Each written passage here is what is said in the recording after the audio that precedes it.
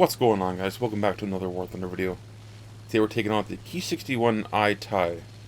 This was a brand new Japanese fighter that was introduced in the 1.55 patch at a battle rating of 4.3 in realistic battles. And my hope is that we'll get this battle rating dropped. I'm gonna tell you why in just a couple of minutes. I want to first apologize for the fact that this video is going to be as short as it is. That has to do with the fact that this is one of those planes I genuinely did not like. The later model Ki-61 that was already in the game, the I-High, was not a favorite of mine. I like the guns on it. The German guns, the German 20mm are good.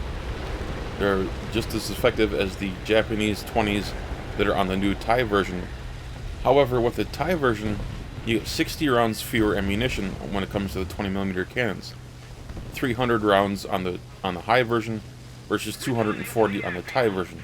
And sometimes ammo count really does matter when you get into long engagements. I was in a match against the Russians where I just ran out of ammo. In some matches you'll have a lot of engagements and you just go through the ammo like it's nothing really. I've had a couple of those matches where the 240 rounds just disappear. Like I had 4 cannons or something, you know, it's just gone before I even know what the hell happened. One of the issues that I have with this plane has to do with its energy retention and its engine itself. The Ki-61 is powered by the Kawasaki HA40.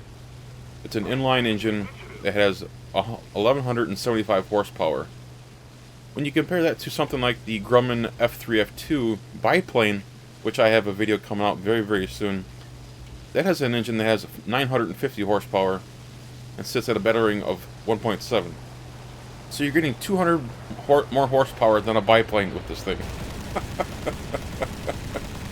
Oh my gosh, this thing. I genuinely hate this plane. I really do. This is probably going to be the last time you see me fly this plane. Unless, of course, it gets down-tiered sometime in the near future, but we'll get into that in just a minute. 200 more horsepower than a biplane. What are we getting into? Anyway, I want to show off this little kill. Revengeful shoots me at over 900 meters and gets a perfect shot on me. That was a hell of a shot, man. Nicely done. And with the added fuel tank behind the pilot, it doesn't take long for the Ki-61 to burn up. Oh my gosh, that poor thing. That added fuel tank not only adds additional ability to start fires on this poor thing, but it also adds additional weight. And the last thing the Ki-61 needs is additional weight. It could stand to lose a couple of pounds. But you can see the guns work beautifully. I have no problem shooting planes. It's the energy retention due to the weight and the lack of a power with the engine. Anytime you make a dive, you're going to lose a lot of energy. You just can't get that back immediately. You have to side climb after every time you make an engagement. Even in arcade, which is where I did all of my grinding, the plane that you're seeing is fully spaded. So I can't imagine flying this plane stock in realistic battles at this battle rating. It's not going to be enjoyable. Even fully spaded, this thing isn't enjoyable. Even in arcade, I noticed that if I make an engagement, I would have to take a minute to level off, get my speed up, and then climb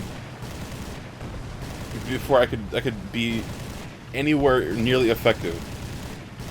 The energy retention is just it really is that bad in my opinion. And then of course in realistic battles you have to deal with the engine temperatures.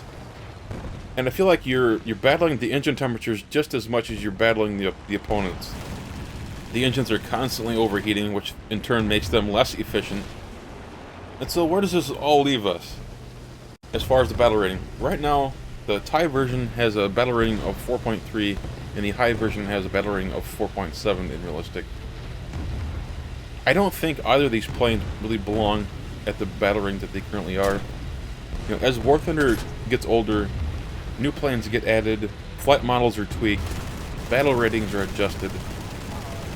If you're wanting to fly a Japanese fighter in the battle rating of 4.3 or 4.7, that kind of area, I would recommend the Ki-64 without question. In every single match that I took the Ki-61 out, I had the same thought through my head. Every single battle.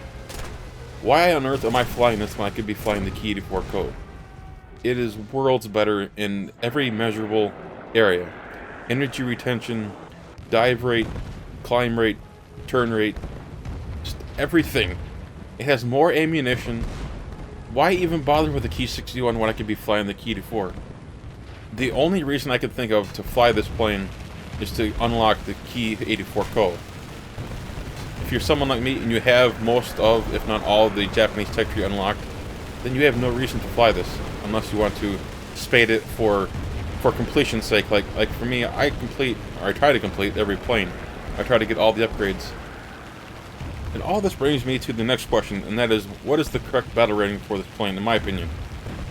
If the Ki-84-Ko is a 4.3, and it honestly shouldn't be, it should be a little bit higher, but all that aside, if it is going to be a 4.3, where does the Ki-61 belong?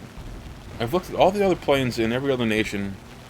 I looked at their performance, their guns, everything that you could take into account as to where a plane should belong as far as a battle rating.